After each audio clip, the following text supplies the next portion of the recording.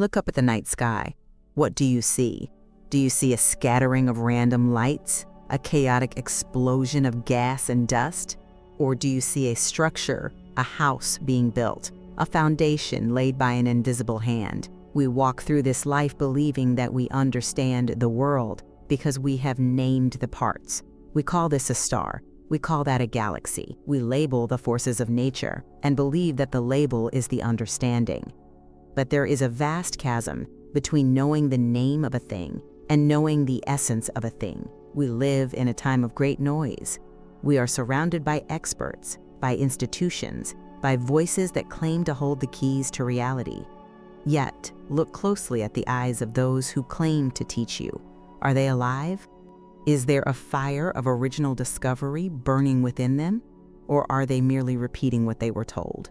Echoing the echoes of a previous generation, we have built a civilization of sleepwalkers. We have created a world where education often means the extinction of intuition, where the wild, curious spirit of the child is tamed into the predictable, mechanical efficiency of the automaton. But before we can understand the tragedy of the human condition, we must understand the stage upon which it plays out. We must look back, far back, before the history books, before the formation of the earth, to the very engine of creation itself.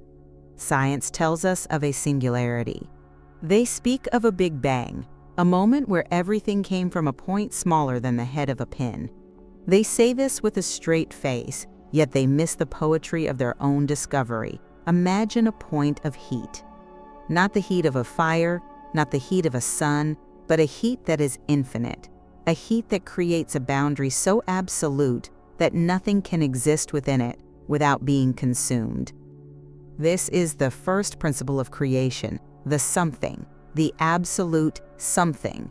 And against this, there is the void, the absolute nothing, the infinite cold.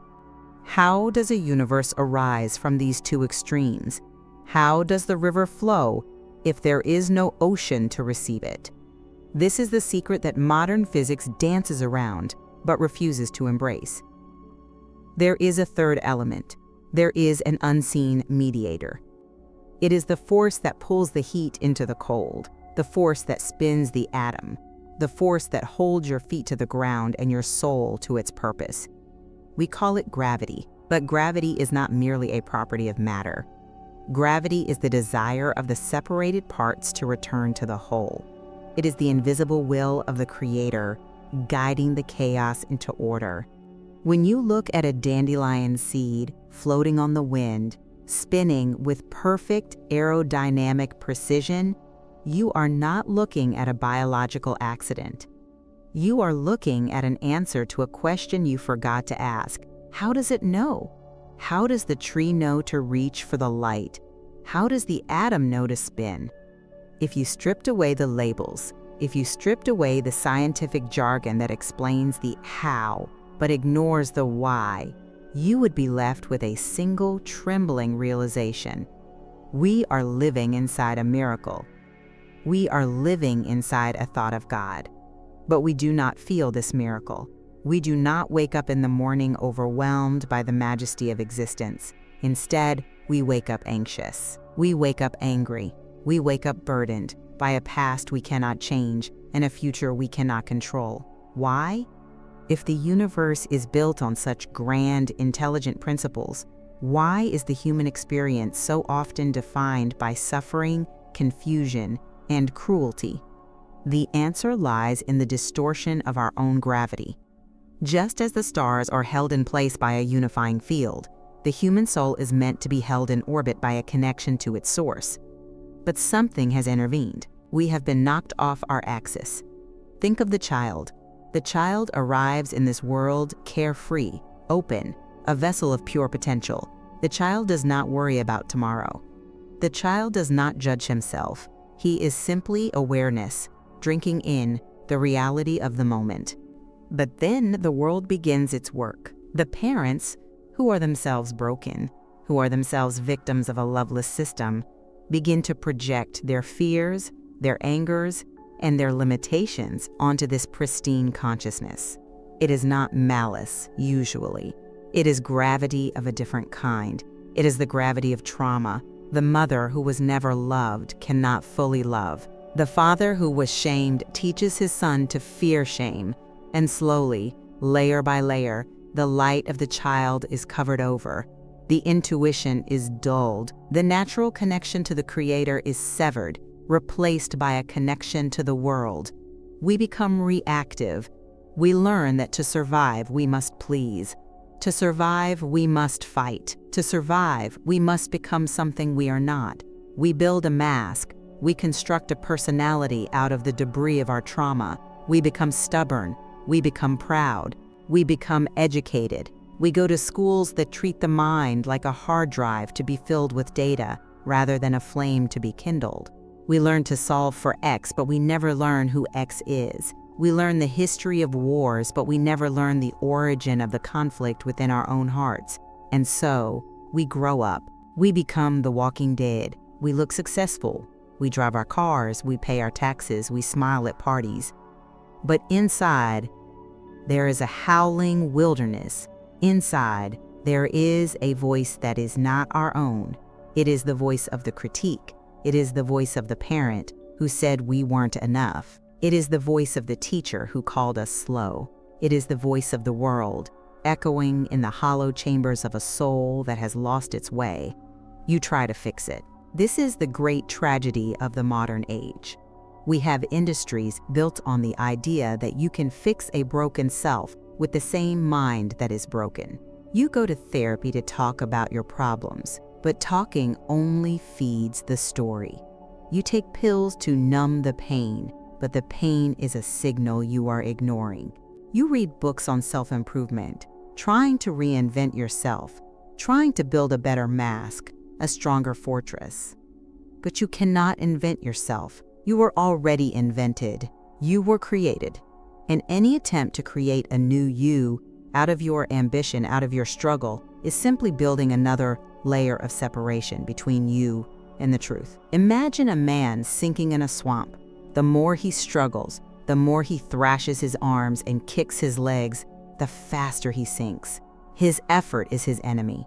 His ambition to be free is the very thing that imprisons him. This is your life. You are struggling to be good. You are struggling to be successful. You are struggling to be loved. And every ounce of that struggle is born from the belief that you are not already whole.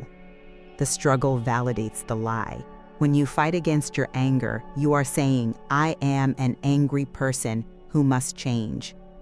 You are identifying with the anger. When you fight for approval, you are saying, I am unworthy and must earn my place. You are identifying with the unworthiness. You are feeding the beast with your own energy. There is a law in physics. For every action, there is an equal and opposite reaction. This is true in the soul as well. The force you apply to your inner demons only makes them stronger. You cannot fight darkness with a stick. You can only turn on the light. Let us go deeper into this darkness, not to fear it, but to understand its mechanics. To find the light, we must know what obstructs it. Consider the nature of this obstruction. It acts like a parasite.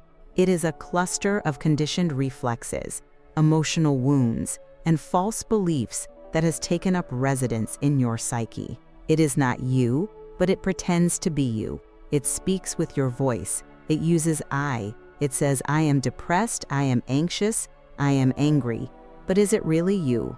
If you were the anger, you would vanish when the anger passes.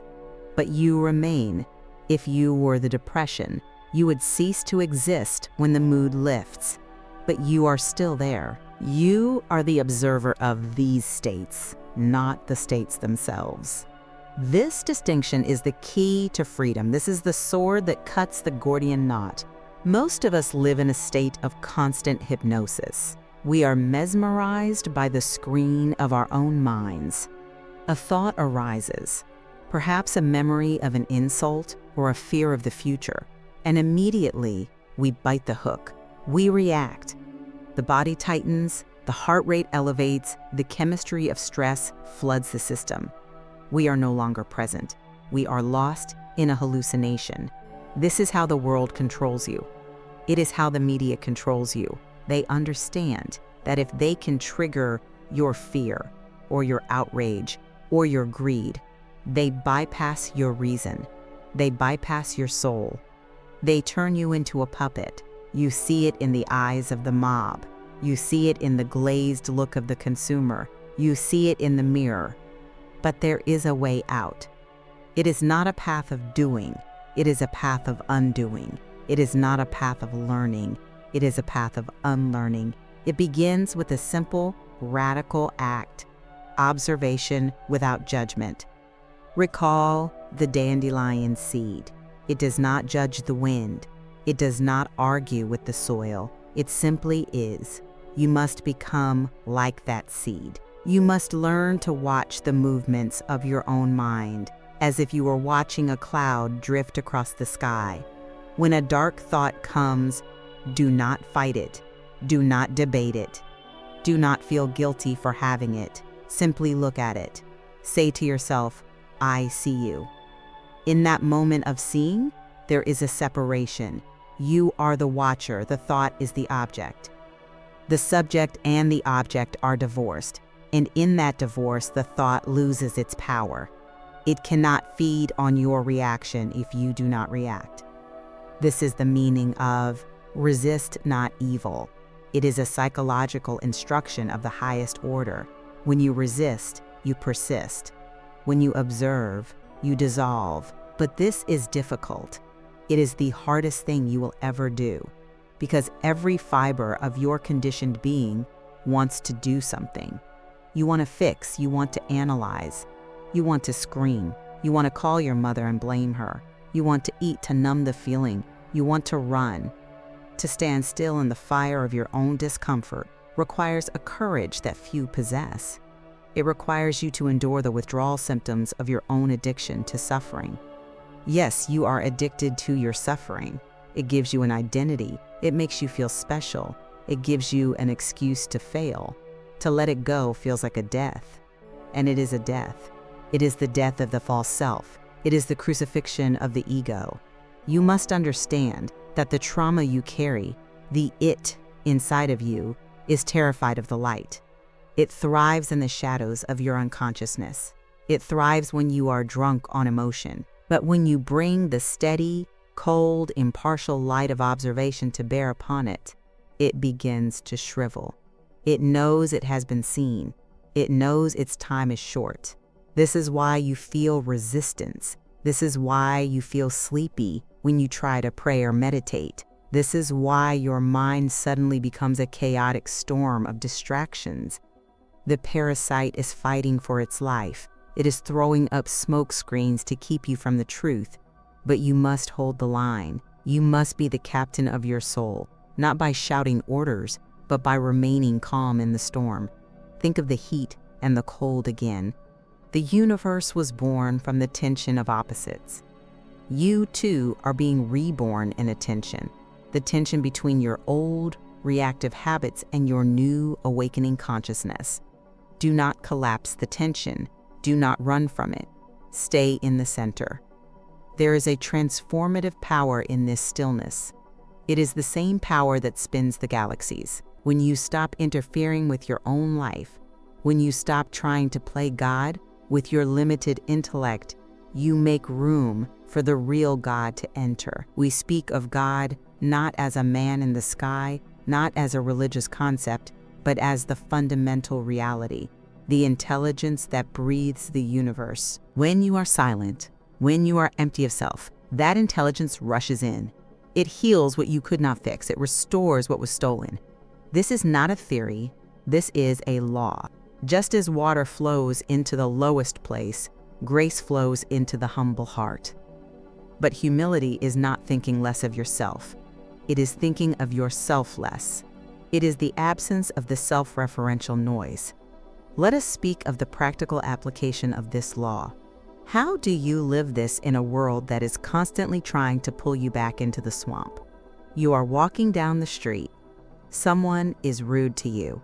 In the old way, the zombie way, you would instantly react. You would feel the spike of anger. You would snap back, Or perhaps you would swallow the anger and let it turn into resentment, poisoning your own blood. You would carry that interaction with you for hours, replaying it, sharpening your retort, telling your friends so they can validate your victimhood. Now, apply the new way. The insult comes. You feel the initial physical sensation, the heat in the chest, the tightening of the stomach. But instead of becoming that sensation, you watch it. You notice it. Ah, there is a reaction. You do not judge the other person. You do not know their story. You do not know what demons are riding them today. You do not judge yourself for feeling the sting. You simply watch the wave rise, and because you do not feed it with a story, you watch the wave fall. It passes through you like wind through a screen. You remain untouched. You are free. This freedom changes everything. It changes your relationships. If you have a parent or a spouse who knows how to push your buttons, they will find that the buttons no longer work. You have dismantled the machinery. They may get louder. They may try harder to provoke you because your reaction was their fuel. They were feeding off your energy. When you cut the supply, they will be forced to face themselves. Your silence becomes a mirror in which they see their own madness. This is the only way to help another human being. You cannot preach them into health. You cannot argue them into sanity. You can only be a presence of peace. You can only be a tuning fork that vibrates at a different frequency. Eventually, they will either tune to you or they will flee from you. Either way, you are safe. But be warned, the temptation to fall back asleep is constant. The world is a conspiracy of sleep. It offers you endless distractions. It offers you causes to fight for, enemies to hate, products to buy. It offers you the illusion of purpose. True purpose is not something you find in the world. True purpose is not a career. True purpose is a state of being. It is to be a clear channel for the Creator. When you are clear, when you are without blockage, the right action arises spontaneously. You do not have to agonize over decisions. You do not have to make lists of pros and cons. You just know. The intuition that was stolen from you in childhood returns. It comes back as a whisper, then a voice, then a certainty. You look at a situation and you see the truth of it. You look at a person and you see their spirit, not their mask. You become a seer. This is what was meant when it was said, "Seek first the kingdom, and all these things shall be added unto you." The kingdom is not a place you go when you die. The kingdom is the state of non-conflict. It is the state of inner unity. When you are in that state, the needs of your life are met, not because you manipulated the world to give them to you, but because you are moving in harmony with the flow of reality. You stop swimming upstream. You stop fighting gravity. There is a profound mystery here. We spoke of the pinhead, the singularity of the Big Bang. We mocked the scientists for their limited vision. But in a way, they are touching the hem of the garment. They see that everything comes from one point. What they miss is that the point is not just in the past. The point is here. The point is now. The center of the universe is everywhere. The moment of creation is every moment. You are being created right now. Every breath is a decision. Will you breathe in the past, the dust of old memories, the smoke of old fires? Or will you breathe in the new? Will you let this moment be fresh? To be fresh, you must forgive. But forgiveness is not what you think. It is not saying what you did is okay. It is not a moral pardon. Forgiveness is simply the act of dropping the hot coal you are holding. You do not drop it for the other person. You drop it so your own hand stops burning. You cannot forgive your parents until you realize they could not have done otherwise. They were asleep.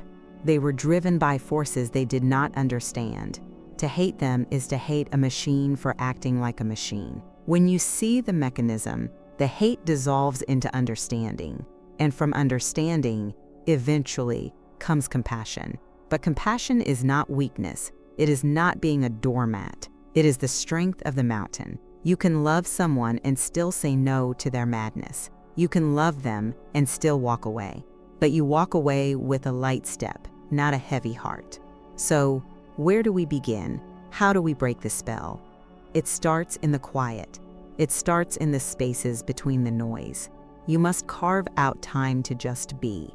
Not to mediate with a mantra, not to visualize a sunset, not to chant. These are just more activities for the mind. Just sit, close your eyes, and wait. You will feel the urge to move. Wait. You will remember 1,000 things you need to do.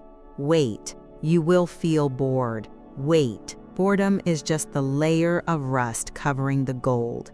If you can push through the boredom, if you can sit in the nothingness, you will find that the nothingness is not empty. It is pregnant. It is alive. In that silence, you are reconnecting the circuit. You are allowing the infinite hot and the infinite cold to meet within you and generate a new kind of energy. This is the energy of life. It is not the nervous energy of caffeine or adrenaline. It is a calm, sustainable power. It heals the body. It rewires the brain. It softens the heart. You will find that you need less. You need less food to feel full. You need less entertainment to feel amused. You need less approval to feel valid. You become self-sustaining because you are plugged into the source. This is the most dangerous thing you can become. A free individual. A person who needs nothing from the world cannot be controlled by the world. A person who fears nothing, not even death, cannot be threatened. This is the destiny that awaits you. But you must choose it. You must choose it against the gravity of your past. You must choose it against the voices of your conditioning. There is a light that shines in the darkness, and the darkness comprehends it not. Be that light. Do not try to shine. Just remove the bushel. Remove the fear. Remove the doubt. The doubt is the liar. When you hear that voice saying, "You can't do this. It's too late. You are too broken," recognize it. That is the parasite speaking. It is afraid. Smile at it. Watch it. And let it fade into the silence. You are not the dust of the earth. You are the breath of God moving through the dust. The physics of the universe are the physics of your soul. The same gravity that holds the stars holds you. Trust it. Lean into it. Stop struggling. Stop fighting. Be still. And know, the journey does not end. It deepens. As you walk this path, you will stumble. You will fall back into reaction. This is certain. Do not condemn yourself. The condemnation is just another trick of the ego to keep you trapped. Simply get up, dust yourself off, return to the observation. The moment you notice you were asleep, you are awake. That is the victory. The universe is vast, mysterious, and beautiful. But the greatest mystery is not out there in the nebula and the galaxies. The greatest mystery is sitting in your chair. It is the consciousness that is hearing these words. Honor that consciousness. Protect it. Keep it clean. For in the end, that is all you take with you. The world will fade. The body will return to the elements. But what you have become, the quality of your soul, the clarity of your vision, that endures. Seek first the kingdom. Seek first the silence. And everything else, the purpose, the joy, the love, will follow as surely as the dawn follows the night. Wake up. The dream is over. The reality is waiting.